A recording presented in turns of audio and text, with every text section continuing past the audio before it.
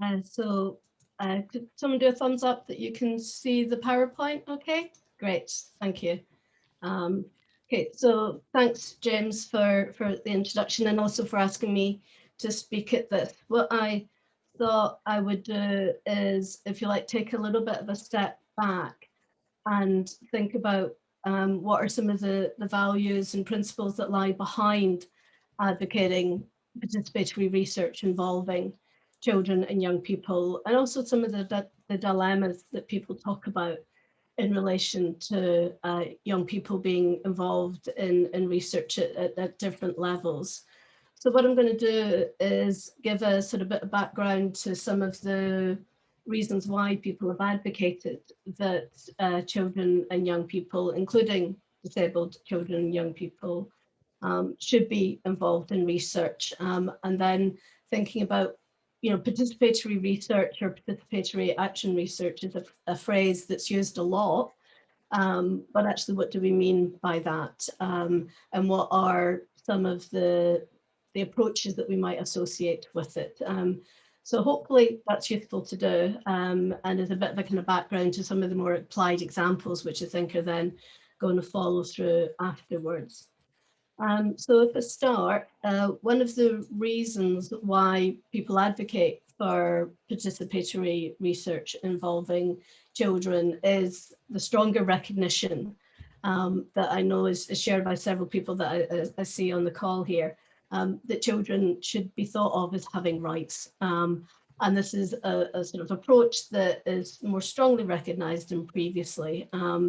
Previously, there was the sense that children and young people were what Linus uses, which I think is a really nice phrase, as citizens in waiting, that children become adults, and then once they become adults, they start having rights to participate in decisions about their lives. And what childhood is about is enabling them to develop the skills that will enable them to be citizens and rights holders as adults. But within sociology of childhood, within areas of children's advocacy, it's much more kind of an argument now about children being rights holders.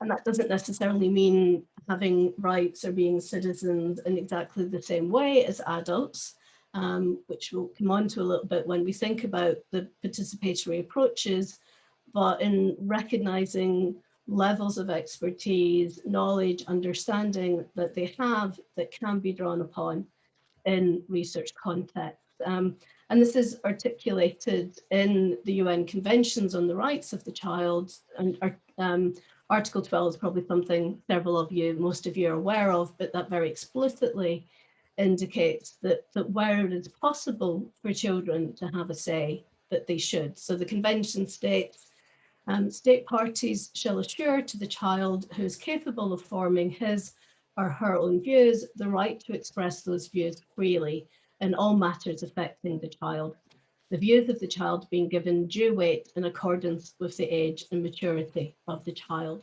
We also see this articulated now in legislation and in advocacy groups, etc., the sense that where possible, children should have a say in their lives. But when we think about them having a say, being involved, there are clearly different levels that can take. And that's one of the debates within kind of participatory approaches as well. How far does this go? Where is it appropriate to bring children in to the research process? And one very famous, and again, I think probably many of you will be familiar with this, Hart's ladder of participation, which sort of, shows the sense of, well, we can have very limited participation. We can have a sense of tokenistic participation from children, to scaling that up to, we ask them some things, we approach them about some matters, to they're genuinely fully engaged in the research process. And in a sense, what participatory action research is doing is trying to get as far up that ladder as feels appropriate to do, and trying to find the techniques that enable us to get to the top of the ladder. the ladder itself is a metaphor and it's critique, but it's a snapshot of thinking about, how far in different projects, how far in different areas of life do we want to take this concept of involving children in decisions, in research, in processes that involve them. But there are, and this may come up in discussion, there are some arguments for saying, well, why should children have to do this? In the sense, are we giving children another task to do, to say that not only do you have to live with the things you have to live with, but we want to ask you to try and fix it as well. So there are some kind of debates around how far this involvement of children should go and whether it's appropriate or not. And there are some strong voices that actually advocate against a concept of children's rights. So some of the ways of thinking about kind of what might be the arguments against children being involved. One is to say, well, should we be asking them to take this responsibility on? Are we being unfair by almost imposing a requirement to get involved on children, and whether really this is adults' responsibilities to fix things, to improve healthcare, to improve social care, etc. Are children, as children, too vulnerable to be involved in these things? And we know, and I'll come back to ethics approval processes at the end, children are often classed as vulnerable. If they're vulnerable, should we be asking them to be involved in these kinds of processes? Or should we actually be allowing them to have their childhood, to play, to have fun, to be children, rather than to take on these adult responsibilities of participating in research and being part of these processes of trying to make change? But I think one of the things that people who advocate participatory research or action research advocate is that actually what PAR is good at is providing approaches that don't deny aspects of vulnerability, but provide supportive environments where children can participate, create techniques where it enables them to participate as children, to recognize their capacities and abilities while still recognizing them as children. So this is just, I think, a nice quote from David Archer, who's a philosopher of children's rights, who argues children lack certain cognitive abilities, for example, to acquire and to process information in an ordered fashion, to form consistent and stable beliefs, and to appreciate the significance of options and their consequences. They also lack certain volitional abilities, for example, to form, retain, and act in the light of consistent desires, and to make independent choices. So he acknowledges there are differences in children's abilities, but also argues that is not a reason to say they can't participate. What one should do is create frameworks and processes that enable them to participate, that recognizes that even if they don't have these things, they also do have skills, they do have expertise, they do have knowledge. And this is where I think PAR comes in as an approach that can be used with children that is supportive, that can create contexts where their expertise is recognized, where they can be involved in ways which are appropriate to their lives. And I think this is because of the types of values that are embedded or can be or should be embedded in PAR approaches. So Shamrova and Cummings talk about participatory approaches as sharing a focus on participation, engagement, empowerment, mutual learning, capacity building, and fulfillment of both research and action agendas. And it's a sense, well, is that kind of approach something that can therefore appropriately involve children in research processes? So let's think a little bit about what PAR is. So PAR has been, and PAR, I mean Participatory Action Research, PAR has been around in the social sciences for a long time. It's not new. There are a variety of approaches and techniques that are associated with it. But central to approaches that can, I think, appropriately be seen as participatory and having an action dimension to them It's this recognition of expertise as shared, and shared by individuals, by communities, by organizations, and that expertise in understanding their lives, their problems, their solutions is something that research can connect with if done appropriately.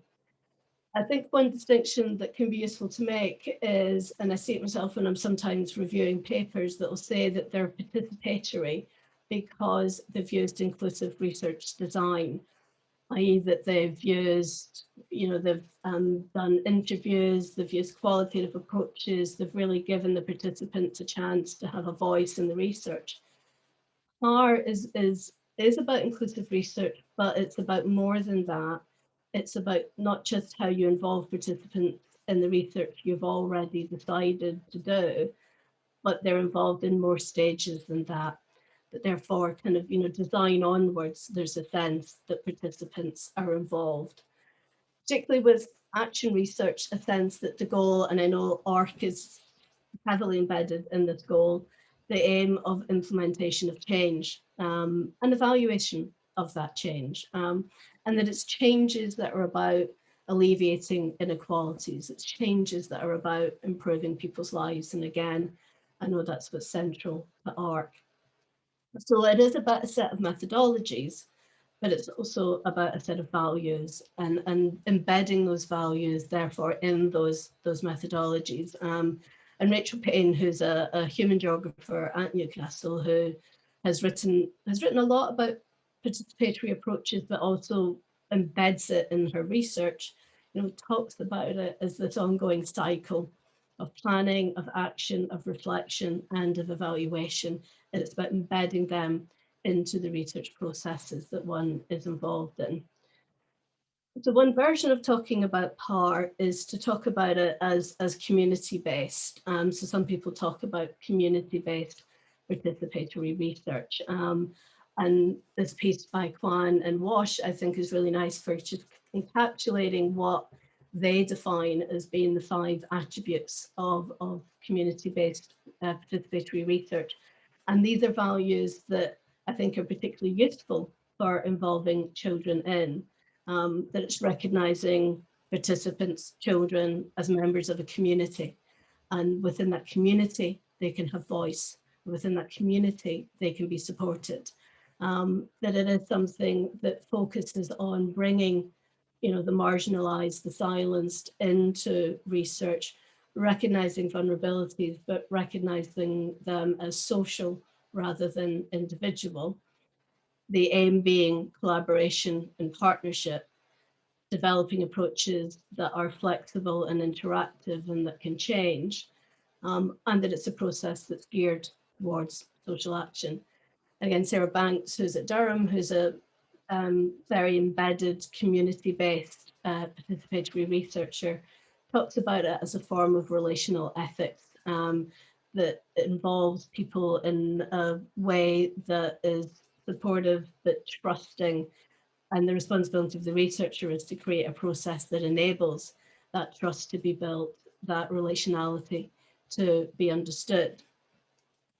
So are these sorts of approaches appropriate for working with children? And I think there are some realities, social realities to acknowledge when we're thinking about this. If we're saying that children are based in communities and communities can be the location from within which they participate in research, we also need to recognize that communities are not always supportive, that communities can have hierarchies within them, communities can have divisions within them, communities quite often don't recognize the capacities and expertise of children. So when one's advocating for these kinds of community-based participatory approaches, it's not being in denial of the social realities of those communities. There's also spaces where inequalities can exist, when hierarchies can exist. So Jonathan argues that power processes must also address intergenerational relationships and power dynamics between children and adult decision makers across political, cultural, and institutional contexts. So therefore, it's again responsibility of the researcher in conversation with the communities and participants they're working with, to make visible what some of these tensions are, to acknowledge inequalities, to acknowledge hierarchies, and think about how they will work with them, and how you build up the skills. So again, a nice piece by Shemrova and Cummings argues that it's not just about this one individual project, that if you're talking about building up the skill sets of children to participate in research, that's a long-term aim. And some of the work that Liz does and other work within CFLAT here at Newcastle is about a long-term aim of building communities of researchers, including children, to build up these kind of skill sets. So they argue, having a long-term perspective in mind, it is naive to expect children to acclimate to responsible citizenship and good decision-making skills if adults do not provide them with opportunities to develop participatory skills in the early years. One such avenue for the skill development is through participation in research about issues that matter to them, especially PAR. So it's that kind of cycle of being involved in research, builds up skills, that enables people to be involved in research, that builds up skills, which I think is also what Rachel Payne was talking about as well. And I'm nearly done, I'm kind of conscious of time. So just more practically a little bit to lead on to then what the others will talk about. Some of the specific tools that people argue about and advocate in PAR research is training is important, but it's not training necessarily in vivo or ethnography, but training in how to have a voice, how to engage, how to share ideas, how to feel that one is a participant in things. And I know someone from Investing in Children is here, and that's very much, I think, the model that Investing in Children participate in. Finding data collection tools which are appropriate for working with children. There's a whole variety. I've just flagged up creative methods and photo voices as two examples that are being used a lot with working with children. Not assuming that children can't be involved in analysis, but not necessarily assuming it's about them reading a 50-page transcript, but thinking about ways to bring them in to analytical processes. So people have talked about reflection workshops, for example, as one approach to doing that. And that also means thinking about the space within which one does this. What are appropriate spaces for working with children that enable them to feel safe to be involved in research? So just three final questions to or three final thoughts to think about. One is age. Clearly there is more of a tendency for participatory approaches involving older children, and in many ways that's understandable. But I think, again, thinking creatively about how younger groups can find some space, some voice within some of these approaches. There are challenges in ethics approval, there's no doubt about that, but I think there are ways in which one can explain, justify, and make the case for participatory approaches with ethics. I think probably one of the biggest challenges is funding, because a lot of this takes time. And if one's working with quite tight, project funding, then building these relationships, building trust can be squeezed out a bit. I'm conscious of time, so I'm going to stop there. There are references on the slides, and then Catherine's got a copy of the presentation. So if people did want some of the references, then they're happy to get them. So I'll shut up now, sorry. Thank you, Janice. That's very good, lovely. And so just gives you how difficult is it to try and summarize these arguments in such a short time that we've given people. So now I'm going to hand over to Liz Todd, who's already been named by Janice as being a key person in this field. She's Professor of Education Inclusion and Director of Newcastle University's Institute for Social Sciences. And she works very closely with schools, and we asked her to comment on some of her long-standing work relating to children and young people in schools. Okay, Liz, can I hand over to you? You're still on mute, actually. Sorry. Why have I not learnt? God, you just don't understand. Anyway, so it's lovely to be here to talk to you. Showing my screen. I'm hoping you can see my slides now. Yeah, that's great. Is that right? Yep. So I'm going to tell you about one project. I did consider trying to go through a whole range of them, and it just proved to be too too difficult, really. So I'm going to tell you about one. And it's not with any idea that this is an ideal way of doing participatory action research or anything like that. It's really to just show you some of the thinking that we've done. Indeed, one of our research team, Gwen, is in this call at the moment, so that's also good. And also, I know several other people in the call in this seminar today who know tons and tons about participatory action research and FIS from Investing in Children, who I've worked with and loved your work there. So I know there's lots of other people with lots of different ideas as well. So this is just trying to show you the kinds of thinking we've done. So this project is a current project. I'm going to tell you a bit about it, a little bit about the findings. I'll tell you quite a bit about how we're trying to have an impact, because that's the main area that we're involving young people in very centrally, but that isn't just how we think about young people in the impact. And then I'm going to give you some reflections. I'm really interested in what you want to know about this project, or the questions you've got, or the comments you want to make. And I'd love it if you could put things in the chat, which I could either pick up later or we could pick up in the questions. And I'd also love it if you got in touch with me. So the project is, we've actually been calling it a co-produced project rather than participatory action research, but participatory action research does fit. Otherwise, I wouldn't be talking, although you might think otherwise by the time I finish, we'll see. And it's an approach. It involves Newcastle University and Children North East with quite a big research team. And the project is to document and analyse the key challenges of the COVID-19 pandemic on children and young people living in poverty, to explore how schools and services are responding to the needs, and to facilitate changes in policy and practice. So it's an 18-month project. It was funded by the ESRC. It started in November 2020. And what we've got is a two-stage consultation with young people, essentially. So the first stage is giving out packs to schools, to groups, and we started doing that before we had the funding, quite a few months before we had the funding, when we thought we weren't going to get any. In fact, we were surprised to get the funding. We'd kind of done the project for several months, and we thought, oh, right, great, that's brilliant. Okay, right, well, we have to think differently about this now because we've actually got some money to do it. So the first one was the packs. We sent them out in packs with food and other things during the summer and before that. And that was to write or draw the answers to what's been a challenge recently, what's been good, what's important to children and young people. Then online face-to-face focus groups and about these general areas, health, well-being, culture, homeschool, digital world, transport. We really actually wanted to know, what are you thinking? But we had to have a few topics. So we wanted to be very open about that. And we're not just interested in school, even though that's kind of where my kind of origins are. We want to look at the whole North East, essentially young people who are living in poverty, but we're not asking for anybody's income. We have a different way of thinking. We think we don't want to get into that. We think that's an ethically challenging question to try to sort people out, in terms of how we select people. We have North Tyneside Youth Council, who are consulting. We are consulting with them on methodology, so involving young people in that kind of way.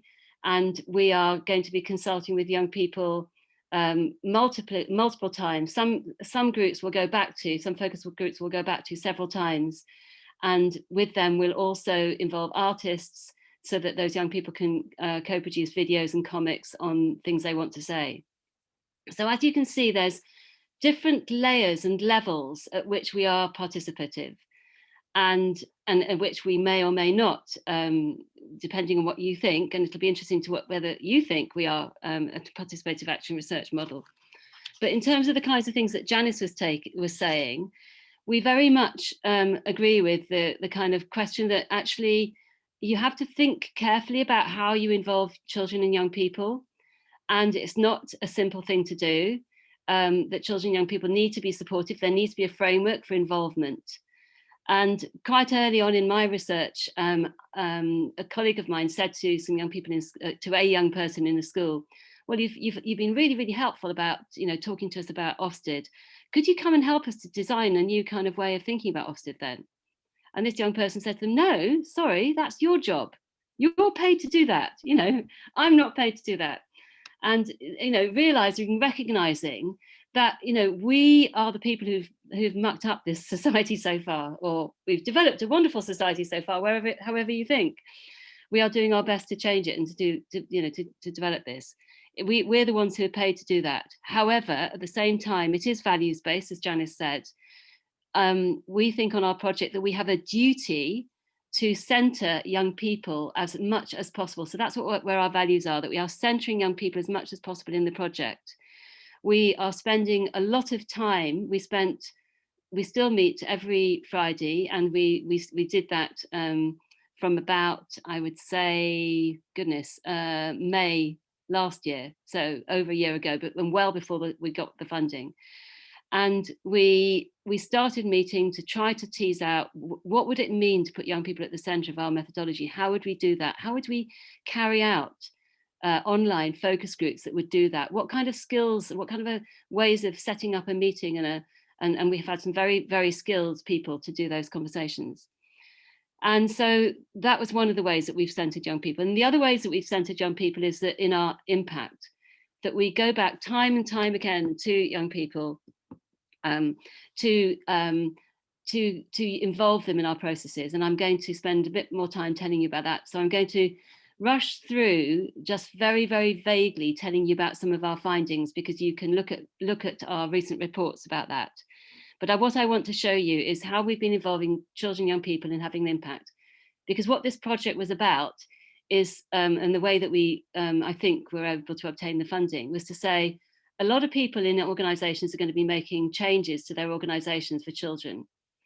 And we're a bit worried that they're going to do it without children's voices at the heart of those changes. So this project is about trying to put those voices at the heart of making those changes. So that's essentially how we think of this research. And how do we do that? So what we're going to try and do is, I'll tell you. So let me just try and flick on to the slides. So we have current main themes, which I am not going to go into in any detail because I want to get on to the impact in these general areas. And you can read up about that on our report, which I can send you. This is a diagram I will just, a drawing I will just say for a few seconds on, because it's really one of the drawings that somebody's told us about what's been good about time recently. I just think this drawing is just lovely in terms of what it says about the kinds of things that were going on in this family. We've got some lovely quotes from young people. I'll just pick out a couple to give you a bit of a flavour. The frustration, we can't play with friends in different classes. Some good things, I've got better at using the computer. Things that are a bit difficult, I'm feeling a bit dull, it's not normal. It's good, I got to see my mum more. We had one young person who said, well, before COVID, I was out all the time. Now I see my mum quite a bit. I'm not going to go through these others because the main thing is, I just want to show you a bit of a sense of how we are trying to get to this really detailed, nuanced, varied, diverse. It's not, young people have got so many different views, and we're trying to pull those out and get those ideas, so really diverse, nuanced ideas out to the different people who need to hear them. So this is the thing that's I want to spend a bit of time on now before I have to hand over. And that is, how are we having an impact, and what are we trying to do? So what we're doing is we've got an advisory group of different professionals from different areas, people to do with transport, with employment, with schooling and teaching, everything else. Each time we have different phases of the research, and the phases correspond to the different phases of the pandemic and lockdown coming out, or lockdown going back in again, or whatever. And each time we've had that, we've decided on certain action areas. And the 3 action areas currently are transport, connecting with others, and employment. And each time, even though the project is only for 18 months, we're trying to have an impact immediately and involve young people in that impact immediately. So we're putting young people always at the centre, meeting with those young people to find out what they would like to say to people involved in, say, transport, meeting with the transport providers. And then, in fact, directly after this meeting, I'm meeting with business providers with young people, because one thing that young people said was that they're scared of the future and what's going to be employment for them. They're not going to be vaccinated, so who's going to want to employ them, they said. So let me just give you a flavour of what we've done with transport. So from the data analysis, we decided on our main themes and what we're finding. We then met with transport providers to discuss the findings and ask them to work with us and ask them to meet young people.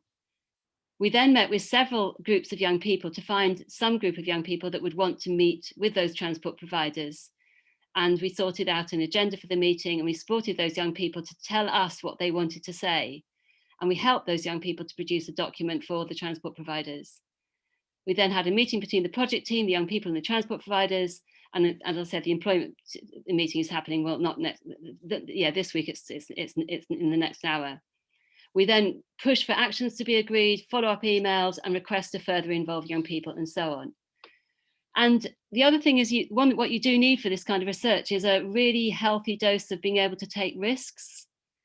It absolutely is what Rachel Payne says about reflection, action, and trying things out, and then trying, because I had no idea that we were going to do this when we first took on this project. Only the vaguest outline of what you see here was put into the bid. And it's proving extremely exciting. The next slides, I'm not going to go into detail, but these are the things that we've put to the transport providers. So we told them in detail what we found, and we've asked them to, so we give the transport providers a real flavour. We're centering young children's and young people's ideas all the time, and the variety of ideas of things that they're saying by giving those voices to the transport providers. And then we're actually meeting with them. So this was an agenda we had yesterday on a different area, wanting to get people who are producing activities to do with interaction, and young people are making some change in that rather than transport and employment. So finally, since I think I need to stop, is that right? Yeah. Let's run out of time. Yeah, so that's fine.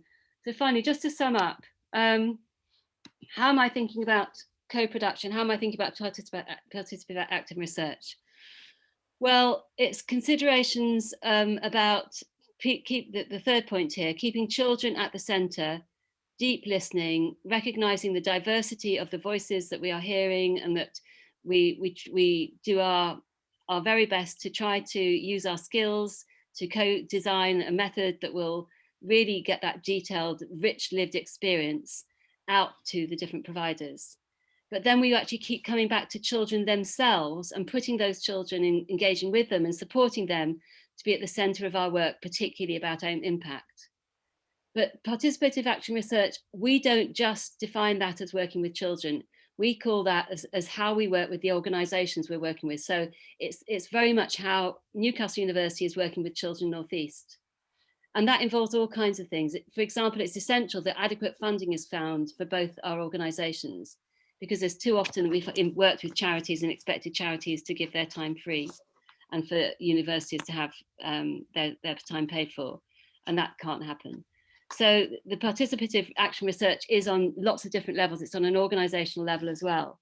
We also see each of us, Children North East, as researchers. We are researchers. We're all researchers having different kinds of skills.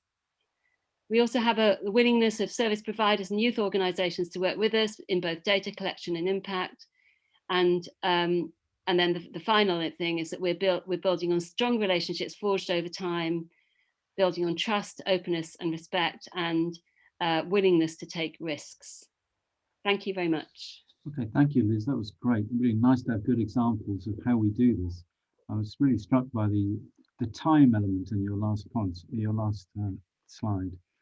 We're now moving on to our third session, which is from Ian Robson, who's Senior Lecturer at the Department of Social Work, Education and Community Wellbeing at Northumbria University, and Kaz Stewart, who is Professor of Social and Health Inequalities at the University of Cumbria. Now, all these universities, all the 6 universities in the region are all involved in the ARC, so I'm delighted to have both Ian and Kaz involved in this next session. Actually, I've got no idea how they're going to do it, so I'm going to... Just ahead of you, James. I'm going to hand over to you to put your slides up and do as you wish. Great. Catherine, I don't know whether you're in a better position to share my slide than me, or do you want me to have a go at sharing my own slide? I think you're unable to share your screen. You should be able to, I think, Ian, if you've got that. Let me have a look then. Okay. Ian always has the most exotic stuff. Perhaps whilst I find the relevant file, Kaz, can you do like a 1-minute intro to the project while I do that? Absolutely, be delighted. So this was a NIHR, North Cumbria, open funding call funded project. We've got 2 project sites. One is William Howard School, which is in the north of Cumbria, and the second project site is Carlisle Youth Zone in Carlisle itself. So far, we've managed to work with one of the project sites with William Howard School, and we've got 3 different groups of young people who we're supporting in that school setting, and that's because they wanted to work as 3 different groups. We're yet to start working with Carlisle Youth Zone, and that's because they were shut for the whole of the lockdown. They've only just started working with young people again, and so it's taken a while for the young people to get comfortable enough with the youth zone for us to be able to go in and start doing a new project with them. And of course, across all these different groups and in these 2 different settings, we've found lots of variations, lots of richness, lots of messiness, and that's really what we're here to talk with you about today. Okay, I'm having some technical details, so I can just talk to it, and then either Kaz or Catherine, if you're able to share the image, then that's great. But I can do it without it. I think one of the things in this project that we just wanted to do is to pull together some of our own reflections where we're partway through it, and it's one of the great things about working with new partners, because I've not worked with Kaz before, is having a chance to share thinking, be explicit about the learning, things like that. So we've got a few pointers. Oh, look there, thank you. That's fantastic. We've got a few pointers, not particularly neatly summarized by me on this particular slide. And the first one, which may seem a rather basic thing to say, is that it is worth it. I think there's an enormous amount of work, let's be honest, that can go on in doing something that is meaningful, that engages people in rich ways, and we have to spend quite a bit of time in agreeing things, developing a shared understanding of things with young people, but it's worth it. It changes the quality of the data we're able to work with, and it connects us to people who can be involved with the change. So, going back to what Janice was saying earlier on about this being part of a process of change, it is worth doing it in this way, even though sometimes it takes a little bit of juggling. So linked to that is this idea of being responsive and agile. So having a broad plan and thinking through what you want to do and why you're doing it on one hand, but then holding it quite lightly in the other hand. And I think it's an interesting challenge. It means that you've got to constantly be very present in the project, and you've got to listen in a very active way. Which probably, as we all know, is can be really challenging when you like talking all the time. So we found that the success in the project so far has come partly because we've done that. We've been in the moment, we've formed relationships of trust with young people, we spent time with them, so we're moving at the same speed. But we also do our groundwork, and we're thinking, well, what do we want to achieve in particular sessions? We're thinking about what are the resources that we could use here to adapt to get this done, or the resources we could create with young people. But we did need to put the work in. So it's not just turning up on the day and let's see what happens with young people. And I think that's one of the things which sometimes is a hidden part of the process that people may not, who are less involved with participatory action research, may not see. I think one of our learning points in this project, it won't be just for us, but it certainly is the case, that we need to document things creatively. And that is not just documenting the impact of the project and outputs that can be shared from the project, but it's about having this shared story, materializing a shared story that together with young people, we can say, this has been our journey. And visually summarizing things in particular gives us a shared point of reference with young people and allows us to be talking about the same thing. So the last point there, slightly hiding behind all the rest, is working as a team. And I think it's about recognizing that resources are in the room, and it's always having that question, which is saying, how can we do this? Or learning to make the most of other people's contributions and not to rely on ourselves in a sort of expert identity. It can be quite challenging because it puts us in that place where we are learning as well at the same time. But as we start off by saying, it's worth it because you get a qualitatively different sort of insight and the ability to create some change. Would you say that's fair, Kaz? Yeah, absolutely. I think the reflexivity, the reflecting on what you're doing in the moment and at the end of every session is really fundamental to all of this, to keep posing ourselves critical questions. Are we giving the young people enough choice, too much choice? Are we supporting them enough, too much, not enough? Are we giving them the right tools? Are we allowing them to create their own tools? Are we capturing what's happening appropriately? It's been a continual process of reflection, I think, for everybody involved in the process, but really rich and worthwhile because of that.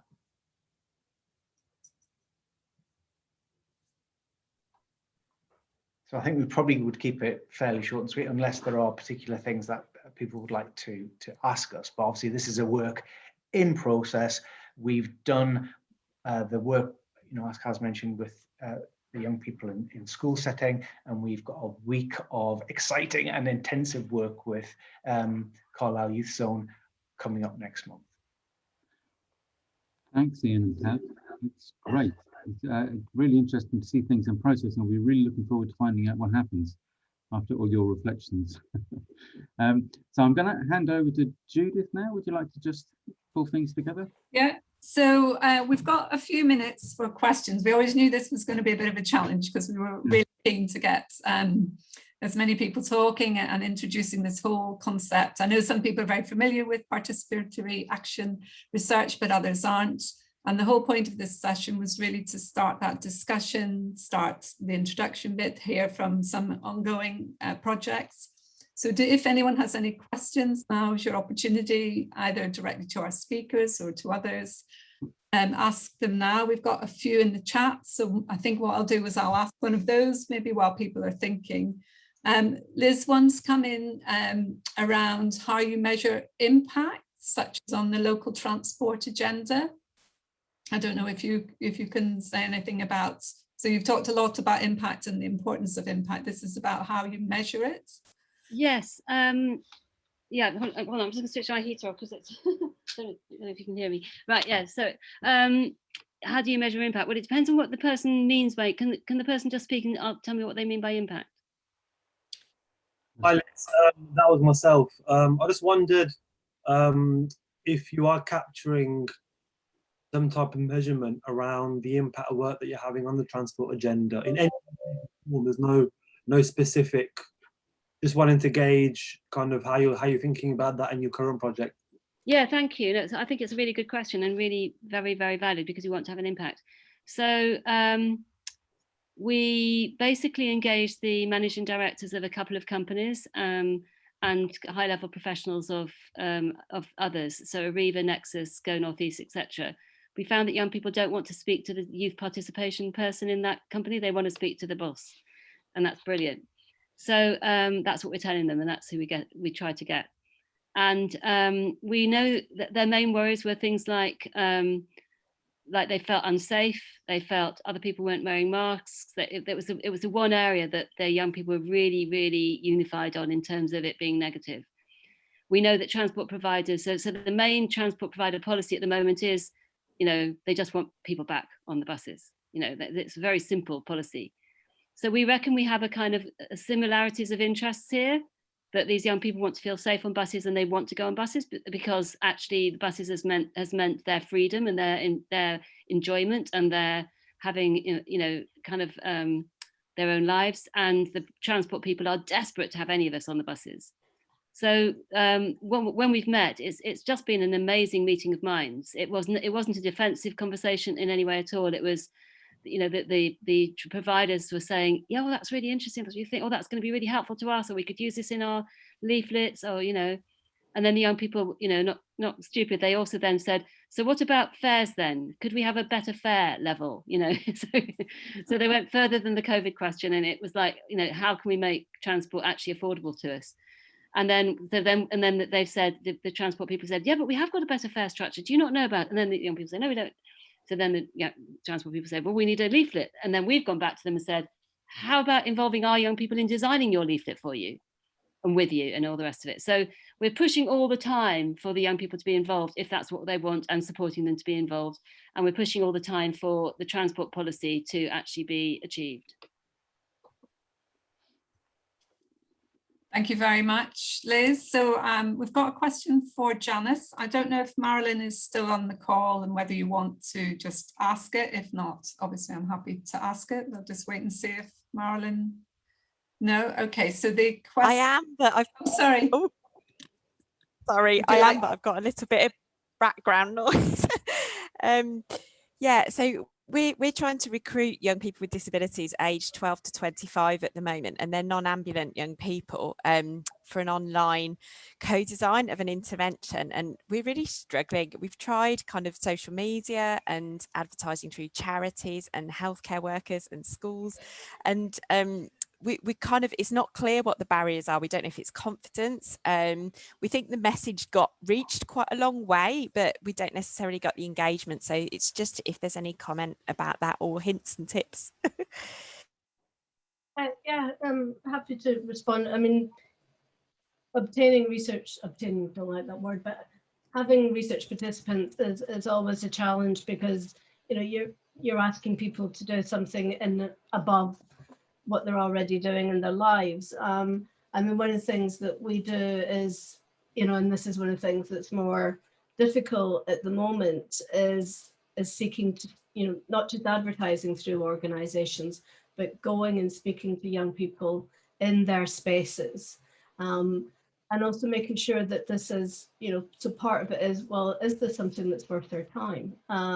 Is this something, what will be the benefit for them in participating? Sometimes that can be very instrumental in terms of, well, there's a voucher, but is there something more that the young people gain by participating in this? So I think, and this is made more difficult during COVID, but we've been doing some online sessions with young people, including disabled young people, where we're talking to them about some of the ideas, some of the issues, and thinking through with them, well, what would it be that they would want to be involved in, and what would be the type of space and dynamic that would help them do that and make it worth their while. So part of it is making the case that it's worth their while. And we've done work in the past with investing in children, where if you're working with organizations that the young people already have those ongoing relationships with, but you're, again, what Liz was saying before about not just treating organizations like that as a participation source, but as something that you work with and build relationships with. And that's not all, the trick is that's not always feasible with the time and resources and money that one has, but the going to and talking with, I think, is an important part of trying to build that relationship with people that makes them think, yeah, I might do this, this might be worth my time. I could see a benefit from this, either for the individuals or for the organization. So I think the types of ways that Liz was talking about there are really important, of having those relationships with organizations that ensures the sense of it's worth people's time, but that's not always easy to do. Oh, thank you. Yeah. I'll take one more question from the chat, which is to actually all of our speakers. So if I could ask you to be quick, but also maybe give a specific example. This is about what learning you've had from these projects. I appreciate some of the projects that were discussed today are very much ongoing, but maybe from other experiences, as this is a very reflective approach, is there been any specific learning that you've taken away from these projects? I don't know who wants to go first. Liz, thanks. Yeah. We're just learning all the time. I mean, you know, there's so much in this project that we didn't know before, but and as long as you just go with that's what it is, you have to have a strong sense of it, you know, not trying to control everything and it not being a, you know, taking risks.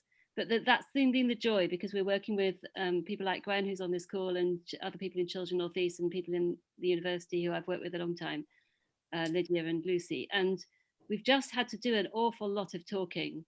And yeah, there are challenges because we don't always mean the same thing about what research is, about what doing a focus group is. We have had to do a lot of work, a lot of admin, a lot of trying to work out systems so that we actually do store everything carefully and we know what we're storing. What's the concept of what somebody's going to write down from a focus group, and what are they going to put down, and is that the same, is what Gwen's going to write down the same things what I'm thinking will be written down, and all those we've had to learn that. So it's actually relationships, but that is also a joy, and it's also been, you know, that weekly meeting, we've got to know each other quite well and supporting each other in this, you know, the difficult times that we've all had. And then, you know, seeing each other's children in the background, or cats or dogs or whatever it is. And so, yeah, we've just learnt tons. I mean, and all this, the stuff about engaging with transport providers. I mean, I've never contacted the managing director of Arriva in my life, you know, and I've not worked with somebody from Accenture before, but I'm going to be meeting them in the next hour. So, you know, all of these kind of things, I still don't really know if we're doing the right thing about how we engage with employers. You know, we're doing our best in the next hour, and we'll see how it goes, and then we'll learn from that. So that's what it's been like. Kaz, anything that you want to add to that? Kaz? Yeah, I think the whole process has been learning to learn in a new way for me. So, you know, working alongside young people, of course, I'm very privileged to be learning about their lives and what being a young person is like. But in working with them, I'm also learning about who I am. You know, because we're always working in relationships, there's so much richness in learning about ourselves through working with young people. And then there's learning about what young people want through their research findings, because they're doing research with other young people, as well as learning about this research process. So it's so multi-dimensional and so rich. I think that's one of the things that can be confusing about it, is sorting out what's going on at any one time, and separating out the different dimensions of learning to be able to communicate them effectively. Yeah, it's been amazing. I don't think we should think we're beneficent when we invite young people into these research projects. We should consider ourselves to be the beneficiaries. Mm-hmm. Last word maybe for you, Janice, I hope, or Ian, either of you wants to just come in. And just one very, very quick thing on the back of the excellent things that have just been said there, of not making assumptions about what are the best methods for working with children, but actually working with them to find what the best methods are. So I mentioned creative methods, and there's also always often a presumption that creative methods are the way to go. And some of our work, they've been like, you could just do an interview. You know, that's going to take me quite a lot of time. You want me to do this and that, and you know, actually I'd rather just do that 20-minute interview if it's all right with you. So I think going in with not trying to get rid of some of those assumptions about what it is that works well with children. That's what I've learned. Okay, conscious of time. So the purpose of this session was really just to introduce the concepts to individuals, but we have plans afoot. This was never going to be the only session. So our thinking is around organising a sandpit around participatory action research for September. We'd be really interested to know if you're interested in something like that. You could email Catherine or James or myself, because there is a lot of interest in PAR, not only within our own theme, but across the arc. So we wanted to build on that. So this was our taster or starter for 10, but really just to say that there'll be a lot more coming in terms of PAR and what we're doing, and more examples of studies. So it just leaves me to thank Ian and Kaz and Liz and Janice so much for coming along today and presenting. And I'd also just like to thank Catherine, who's been absolutely instrumental in putting this session together. Thank you very much, Catherine. Thank you all for attending, and very much look forward to seeing you on future events. So have a good rest of your evening.